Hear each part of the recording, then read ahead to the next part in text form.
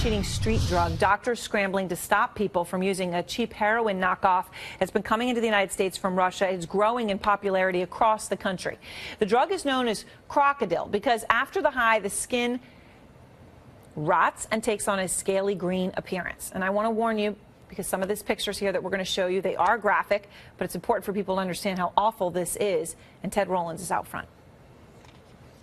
The images are horrific. People with missing and rotting flesh, in some cases down to the bone. It's from a horrible drug called Krokodil. It's extremely addictive and gives users a heroin-like high.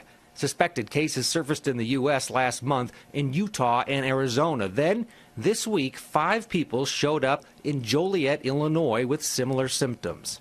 One person, a woman, according to doctors, lost significant portions of her legs. So far, none of the U.S. cases have been confirmed as being caused by Krokodil, but the doctor that treated the Illinois patients is convinced. It's a zombie drug. I mean, it kills you from the inside out. If you want a way to die, this is the way to die. The drug first surfaced in Russia in the early 2000s and has grown in popularity. As many as 1 million Russians are estimated to use Krokodil.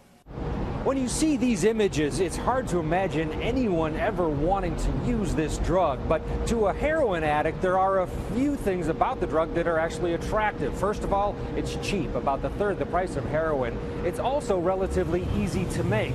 Some of the ingredients used to make the drug include lighter fluid, paint thinner, and gasoline. One of the issues is that it's actually more addictive than morphine, for instance, because it's almost 10 times more potent. According to the hospital in Illinois, their patients said they thought they were buying heroin.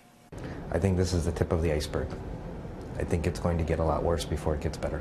I think eventually, if it stays out on the market long enough, you're going to have people that are desperate addicts that can't support their own heroin habit, but can utilize this drug, not really caring about the consequences, and get the same high for a third of the price. But the real price looks like this, and the hope is that these images are horrific enough to prevent people from using the drug. Ted Rollins, CNN, Chicago.